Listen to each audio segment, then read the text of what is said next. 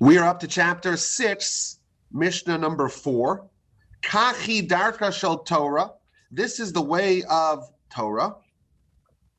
Pas b'melach tochal. You should eat bread with salt. Umayim b'misora tishta. And you should, or b'misura tishta, you should drink water in small measure.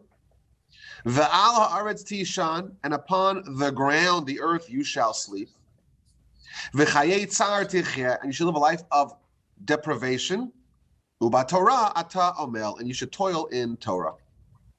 So live a life of privation, a life of asceticism. You eat bread with salt, very basic diet. You drink a small amount of water. You sleep on the floor, and you study Torah, and you engage in toil in Torah. Im ata osei kain, if you do like this, ashrecha v'tovlach, you are praiseworthy, and it is well with you. Ashrecha b'olam hazeh, you're praising this world, and v'tovlach la'olam haba, and it will be good for you in the world to come. So as we mentioned, the theme of this chapter is all about Torah and Torah study, and we started off chapter 6 with mission number 1, which is the power of Torah in general. Someone who studies Torah lishma, someone who studies Torah for its sake, merits all these amazing blessings. And then mission number 2 is the danger of ignoring Torah. Every day there is a baskol, a prophetic voice coming out of Mount Horeb, talking about the people who ignore and neglect Torah. And mission number 3 was about the relationship that we should have with our Torah teachers. Even if someone teaches you only one law or one verse or one letter, you should accord them respect. And finally, we're talking about in this Mishnah, the relationship between Torah and material life. If you want to pursue the path of Torah, what should be your attitude towards indulging in physical pleasures? And we're told you should avoid it. You eat a little bit of bread and you dip it in salt, and that's your food, and a little bit of water, and you sleep on the ground. You don't need a fancy sleep number, fancy cool mattress. You don't need to indulge in all of the physical pleasures of life. Now, the question I think that we have to ask is, we are trained to believe that the Almighty created us to have pleasure. And we don't believe in monasticism. And we don't believe in asceticism. Talmud tells us that if someone becomes a Nazir, namely someone who's committing to be abstinent from wine for typically a minimum of 30 days, at the conclusion of their Nazir period, they must bring an atonement sacrifice, a korban chatas. Why, says the Talmud, why when someone abstains from wine for 30 days must they bring an atonement sacrifice? Al shetzir atzmo min hayayin, because he pained himself from abstaining, or by abstaining from wine. It seems like they might give us wine. Wine, I have been reliably told, is delicious. It gives you pleasure. And therefore, why are you withholding a pleasure the Almighty gives you? And that is tantamount to a sin, and you have to bring an atonement offering for your transgression. So clearly, our sages are telling us that withholding and abstaining from physical pleasures is not really the Jewish way. We don't believe in living a monastic life. We don't believe in celibacy. In fact, we're told if you're celibate and you don't procreate, it's a terrible sin, we're told. We're created to have pleasure. Why is this Mishnah lionizing asceticism? You remember back in Genesis, Jacob commandeers, usurps the blessings intended for Esav. And what are those blessings? What are the blessings that Jacob received? The dew of the heavens and the fat of the land and lots of produce and lots of wealth and material blessings. It seems like that's a good thing. That's what Jacob wanted. That's what Rebecca wanted. That's what we ended up with. Again, it doesn't seem to be lionizing asceticism. Yet our Mishnah comes and tells us a little bit of bread, you dip it in salt, that should be enough. A little bit of water in small measure, sleep on the ground, live a very painful physical life so that you can focus on Torah. We even had a Mishnah earlier in chapters of the Fathers in Pirkei Avos that talks about how it's imperative to have food, because without food, there can be no Torah. Im ein kamach, ein Torah. If there's no flour, there is no Torah. So of course you could say, well, you need flour to make bread, to dip your bread in salt, but seemingly we're getting different messages over here. On one hand, we're told it's very important to have a physical life that has at least, the basics covered. And here we're told, no, it's very important to withhold from physical pleasures. That is, I think, a question that we have to ask on this whole Mishnah and this whole theme of asceticism. Now, there are a variety of different approaches in the commentaries. And we're, of course, as we like to do here, we're going to share a panoply of different ideas offered by the commentaries and try to pull out some of the valuable lessons from this Mishnah. Now, the most interesting, or the most surprising, shall we say, comment comes courtesy of Rashi. Rashi, of course, he's known, the hallmark of Rashi is that he always gives us the simplest interpretation, the interpretation that most syncs with the actual words that he's trying to comment upon. And here he seems to take a very radical position that seems to reverse the simple meaning of the Mishnah. Says Rashi, this Mishnah is not being addressed to a rich person. This is not telling someone who has means, who has the capacity, who has the financial wherewithal to say live a life of pain and suffering and privation in order to study Torah. That is not the intention of this Mishnah. Rather, it's telling us that even if a person is so poor and destitute, and all they have is a little bit of crusty bread to dip into some salt and a little bit of water, and have very little, meager means, nevertheless, that's not an excuse to ignore and neglect Torah, even when you have such a difficult life of privation. Nevertheless, if all you have is some bread to dip in salt and some water, and you don't even have a sofa or a bed or a mattress on the ground to sleep on, you gotta sleep on the floor, nevertheless, that's not a good excuse to withhold from studying Torah. Torah is the spiritual lifeblood. Torah is the most important pursuit. Torah is the greatest ideal, and therefore that should not be a good reason to withhold from Torah study. And then he adds, in the end, if you study Torah in a difficult situation out of poverty, the Almighty will send you material blessing as well. We know that the Almighty wants to aid those who are pursuing the agenda of the soul. If you are here in this world and you're trying to understand the Almighty's will, and you want to do what is incumbent upon you, the Almighty will clear away all the obstacles in your way. He will remove all those hurdles, and He will allow you to have more comfort, a bigger buffer. He will grant you wealth. So it's interesting that you read this Mishnah, it seems like, well, poverty is an ideal. That's what you should do. Embrace a life of poverty in order to study Torah. And Rashi really reverses the meaning. He says, no, this is not talking about someone who has and they should withhold from consuming. Even someone who does not have should study Torah. And then he adds the end, so to speak, of someone who engages in Torah study out of poverty and privation. Eventually they will be granted a blessing of material wealth and stability. That's the comment of Rashi. I think if we read that, it makes a lot of sense. We don't have to struggle so much with this Mishnah. Today we live in a world of unprecedented abundance.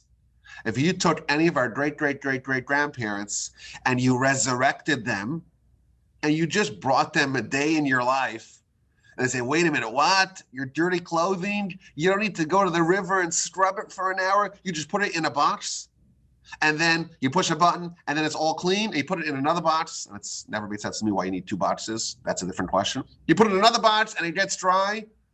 And if you want to travel to Israel, you don't need to take a caravan for 3 months and risk dying. And you put it on, you go on a plane, and they serve you terrible United food, and you get there in 12 hours. What? Oh, and you make a video call with your cousin half a world away. We live in what our sages would definitely describe, or our antecedents would definitely describe as messianic times. This is what they told us about. There's abundant food. The problem is that there's too much calories. Are you kidding? You don't have the risk every year that there'll be a famine and everyone will die. And you guys still complain that much? That's what our ancestors would say if they saw our world. In our world, the idea of subsisting on a little bit of bread and salt, it doesn't even exist. Like these things are so foreign to us. But reading Rashi, I feel like this does sync, so to speak, with our understanding. Okay, he's saying even if you don't have, that's not a good excuse to ignore and neglect Torah study. That's the approach of Rashi. Some of the other approaches, I think, do rattle, so to speak, the modern sensibilities. For example, the Talmud tells us in the book of Nedarim that we should be very careful with the children of the impoverished. Hizaher b'bneim shel aniyim. Be very careful with the children of the impoverished. Why? Shemehem teitzei Torah. For from them Torah will emerge. There is an idea that Torah flourishes in harsh conditions. Our sages tell us, before that you pray that Torah should enter your innards, pray that delicacies should not enter your innards. It seems to imply that our heart, maybe even our gut, can desire only one thing. If you want delicacies and that enters your innards, there's no room for Torah there.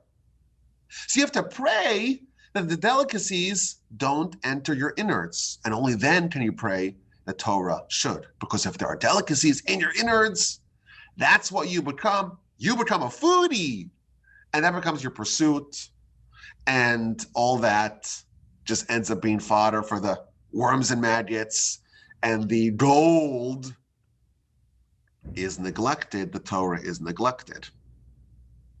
Now again, this idea that idealizes poverty, or at least shows us how Torah flourishes in those very harsh conditions, it's very difficult for us to absorb, because it's very hard to tell us that that's an ideal. No one would choose that. No one would aspire to that.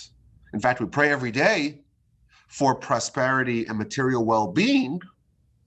But I think there's something, certainly on a conceptual level, to appreciate about the fact that a life of abundance, a life where we have everything that we want. Oh, I'm in the mood today of lasagna. Boom, like that. You snap your finger and you have whatever you want. Oh, today I need falafel.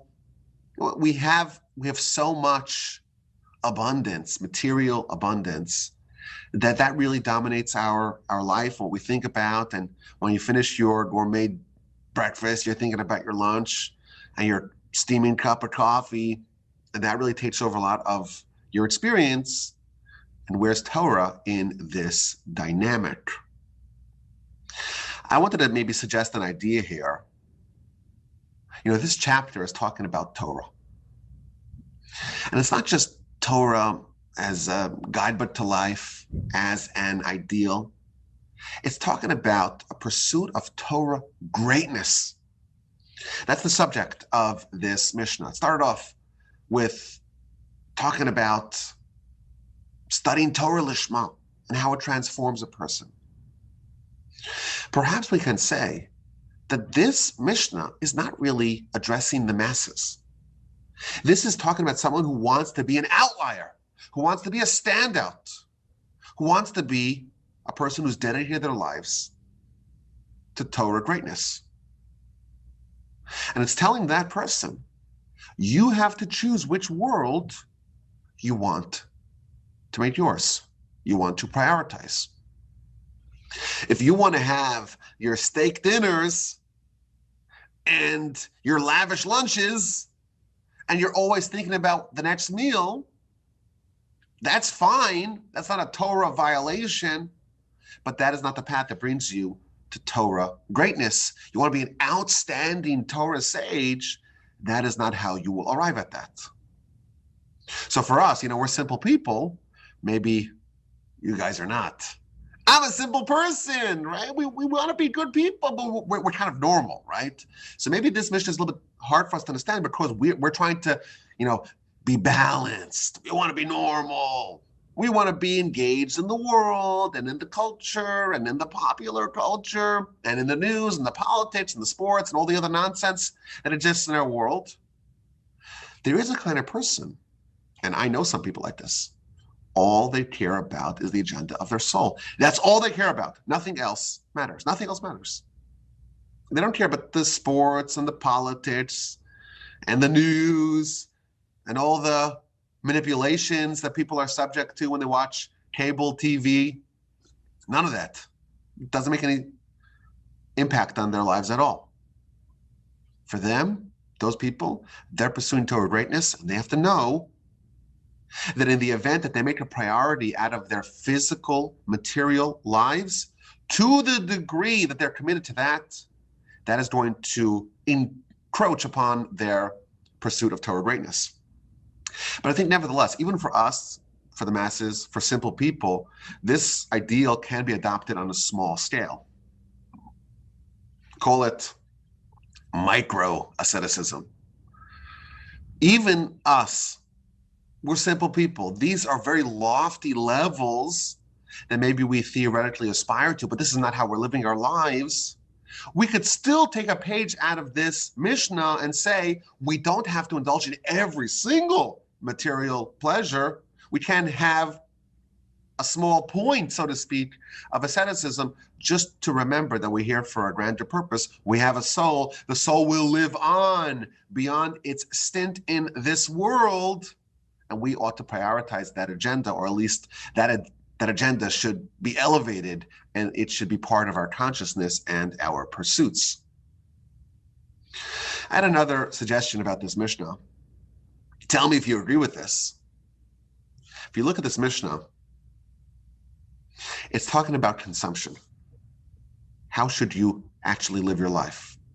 You should eat a very meager allowance of bread and salt and some water, sleep on the ground. It doesn't say that all you should own, all you should have, just some bread and some salt. It's talking about consumption, what you should eat. The Talmud tells us that the wealthiest Jew, one of the wealthiest Jews of all time, was Rabbi Judah the Prince. He was the prince of the Jewish people, and he was inordinately wealthy. Nevertheless, Talmud tells us quite memorably in the book of Ksubas, page 104a, when he was on his deathbed, he lifted up his 10 fingers and he said, Master of the world, this is a quote, Ribono Shalom, it's a Master of the world, Galui v'yadua, it's known and revealed to you that my 10 fingers, they toiled solely in pursuit of Torah. And I did not enjoy even a single finger's amount of pleasure in this world. In that merit, may my rest, i.e., may my demise, may my death be in peace. We see here a certain paradigm of someone who had all the material wealth in the world, and that is a blessing, but nevertheless, that was not an ideal. The consumption part of that, he did not indulge upon it. Notwithstanding the fact that he was the wealthiest Jew of his time, he had material abundance, and that was indeed a blessing. But nevertheless, it didn't get to his head. It didn't get to his gut. He was able to have all of that and not partake and indulge upon it. But in general, I think the overarching principle of this Mishnah is that we have to reorient our perception of material wealth and material matters. We should view the material matters as being ultimately immaterial. The Rambam tells us, this is in the Laws of Torah Study, chapter 3, law number 6. The person whose heart is inspired and wants to fulfill the mitzvah of Torah study properly and wants to be crowned with the crown of Torah should not think about other things and should not place upon his heart that he shall acquire Torah with wealth, with honor, and you could have both. And he quotes our Mishnah, Kachi darkness of Torah, this is the way of Torah, eat some bread with salt, drink some water in moderation, and sleep on the ground. I think what he's telling us, I think this is the overarching theme of this Mishnah. There are things that are important, and there are things that are not important. There are things that are nonsense, ultimately. Don't pay attention to the nonsense. Realize that all of these things are temporary and fleeting. They're all an illusion. They don't endure past your stint in this world. All that delicious steak is just more steak for the worms and maggots. Don't waste your time and your life with trivialities when you can stockpile gold and silver, Torah and mitzvos. You have a chance over here to access the greatest, most cherished treasures in the world. Yes, you need food. You need food. You need fuel. But if you have a focus on Torah and you realize what Torah is really all about, everything else becomes meaningless.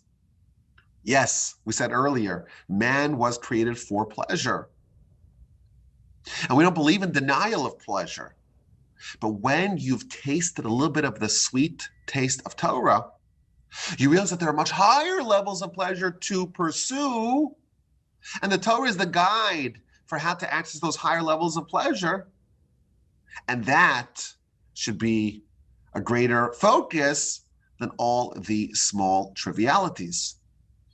The Rambam tells us that just as a king who deals with matters of state and matters of great importance doesn't want to play ball or play cards like small people.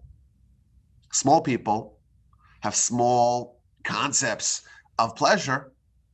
You become a bigger person, and there are more important things that should demand your attention. You have now graduated to higher levels of pleasure.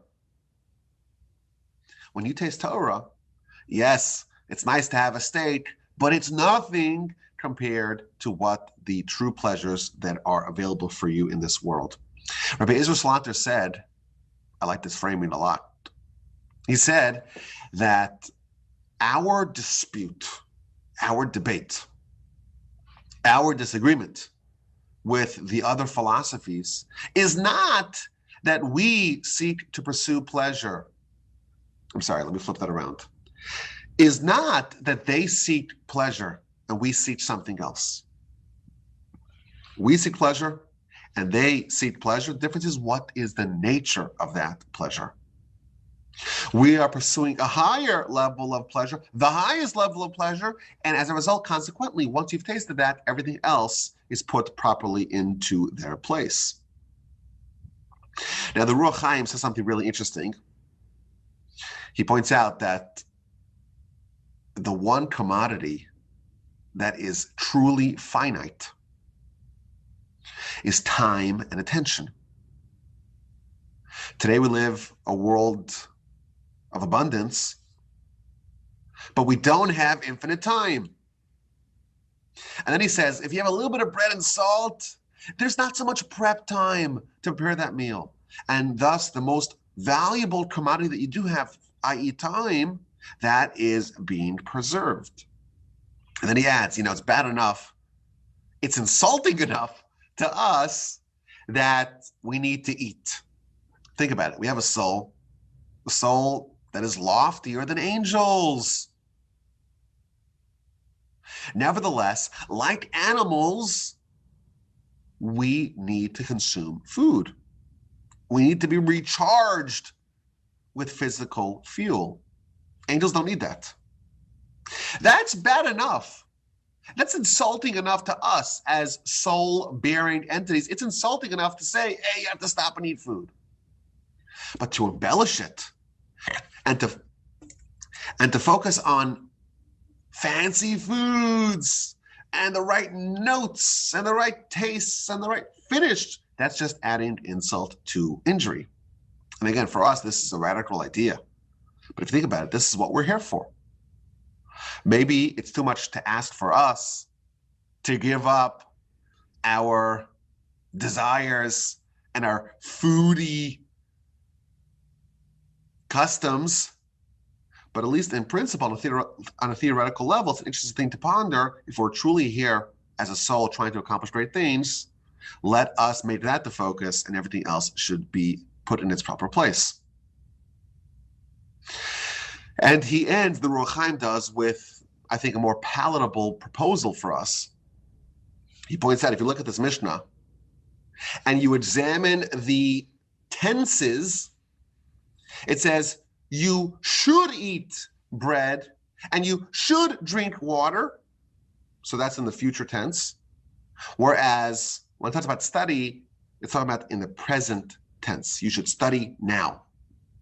And he says that what this is telling you is that we have to commit to study now, and in the future, we will eat in these meager amounts. We're not going to pursue the material wealth, because if you do that, it may flee from you. But if you commit yourself to study the Almighty's Torah and to pursue that now, the Almighty will make sure that in the future you have not just the bread and the salt, He'll make sure you have whatever you need. You're about to live a dignified and respectful life, even in the physical plane, as you pursue your spiritual agenda. I want to share one more idea, or one more at least comment that I found really interesting, courtesy of the Chassid Yavitz. And I want to end with an amazing letter that I found in my grandfather's notes. Unbelievable letter that I found. I don't believe it's ever been published. Maybe it has been, I don't know. But I found that notes, so I'm going to share that with you. It's our little secret. The Chassid Yavitz points out that there's a stark asymmetry between our competing desires, our competing interests. Our soul wants Torah. Our body craves delicious food. One of them, by default, is captivating, is desirable. We all naturally pursue it. And Torah, at least by default, before you've tasted it, Torah is like, some ancient law. It's some dogma. Don't you know that religion has caused so much bloodshed? We're not instinctively drawn to Torah the way we are to food. So there's an imbalance here. The thing that's going to provide us eternal life is something that we have an aversion towards. It causes a major problem. The thing that's going to transform ourselves is not, at least by default, desirable. And therefore, he says, the way to resolve this problem is to take that incumbent desire for food and banish it completely. And that's the way you start it. You banish it completely so that you can be empty, and thus you can introduce a new pursuit. And he adds a humorous analogy, even though I'm not sure this would fly in today's world. He says, imagine you have a wife that you love, and you decide you want to marry another wife. How is that going to work? The only way it can work is if you get rid of the first wife in order to introduce the second wife. And that's the analogy, but the idea is trying to convey is we have something that we are so in love with, and that's our physical and bodily pursuits. And this mission is telling us, if you want to introduce a competitor, you have to banish your first wife, your first true love, because there's no room now for anything else. Not that there's an ideal to live an ascetic life.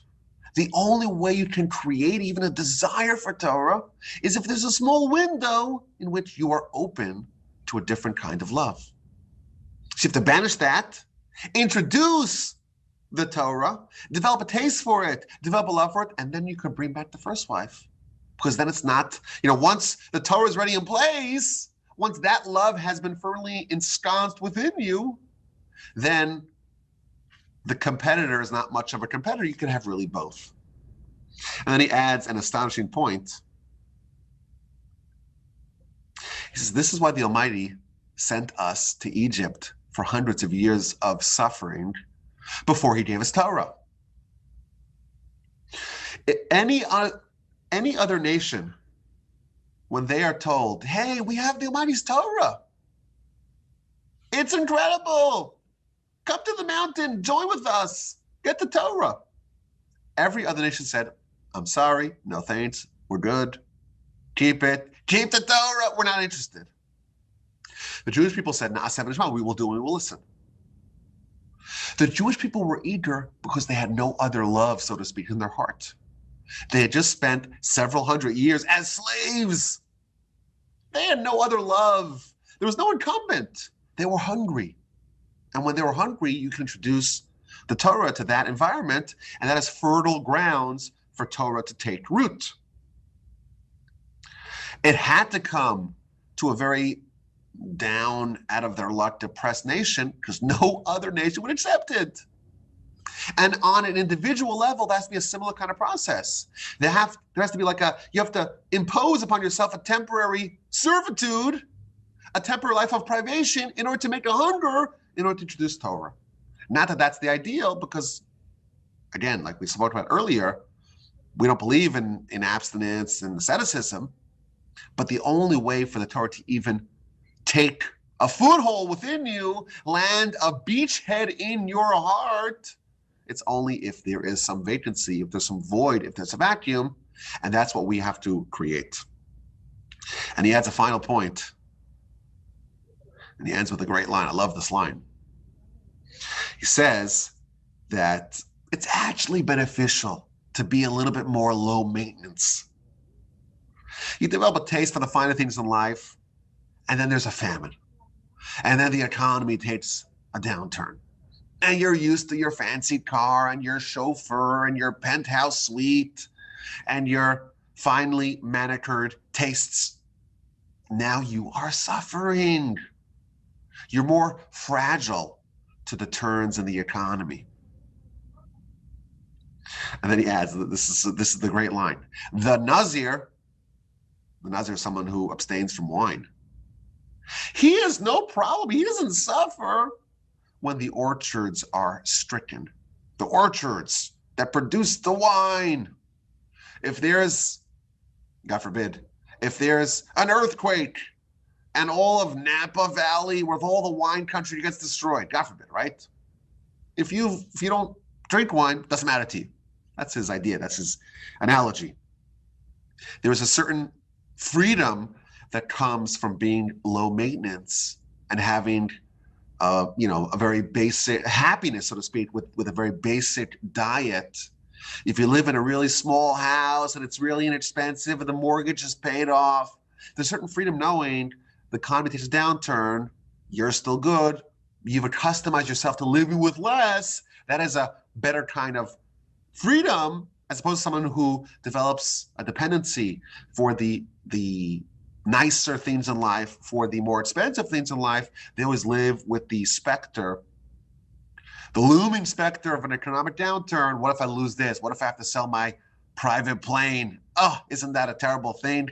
I'm gonna have to fly economy with the rest of the plebeians? That sounds awful. That sounds terrible. There is a certain degree of pain that you avoid by living a low maintenance life. Okay, let's get to this letter that my grandfather wrote that I found. He wrote this on the 6th day of Hanukkah in the year, it was either the end of 1973 or the beginning of 1974. I don't know. He only has the Hebrew date here. I don't know what the Gregorian equivalent date is. Now, during this time, this is the middle of the Yom Kippur War.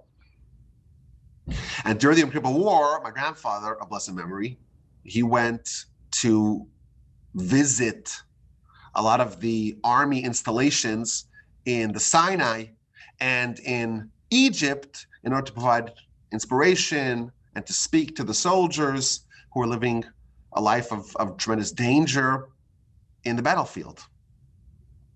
So this is the quote. I'm going to read you just translation. In the past week, I spent 2 days with an artillery regiment. Wow, how do they live? Such tension and such simple living without any pleasures of life. Even when they go to sleep, they cannot put on pajamas, they can't remove their fatigues, their army clothing. They have to even sleep with their shoes on. And they're so far away from home.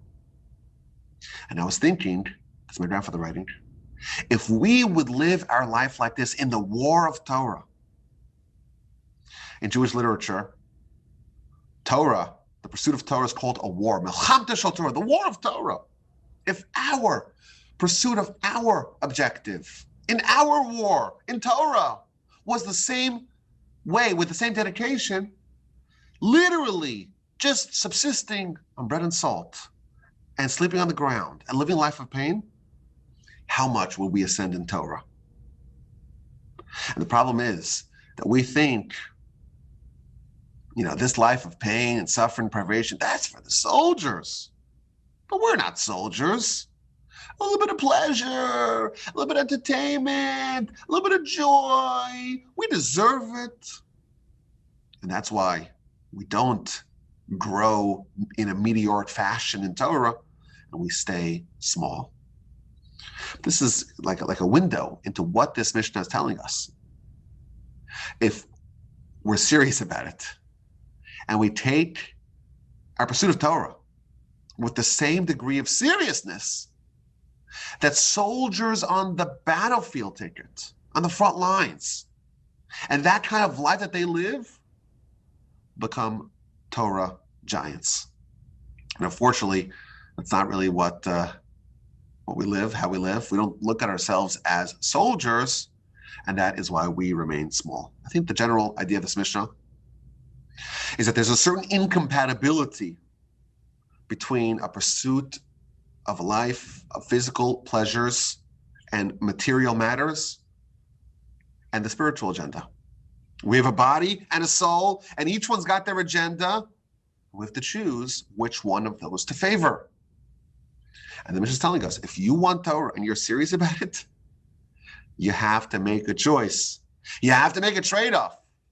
You have to divorce one wife, so to speak, as we said, divorce one love, and make room for the love of Torah. I think for us, simple people, it's probably a call to re-examine our consumption habits and to recognize that there's no free lunches. By us choosing to prioritize our physical lives, our lives as a body, the agenda of the body, necessarily we are pulling away from the agenda of our soul. We have to realize that the Almighty gave us all these pleasures. And truthfully, the agenda of our soul and its pleasure is a test for us. It's an impediment for the journey of our soul back to its source. And of course, there are many layers and levels of that. But on a principle level, to recognize that point is a grand transformation. And we all merit to access some of the pleasure and the beauty of Torah. And ultimately, in the event that we do appreciate what Torah is all about, we'll discover that we're actually forfeiting nothing. As always, my email address is Rabbi Wolbe at gmail.com. That is spelled RABBI, WOLB as in boy, E as in echo, at gmail.com. I look forward to your questions and your comments.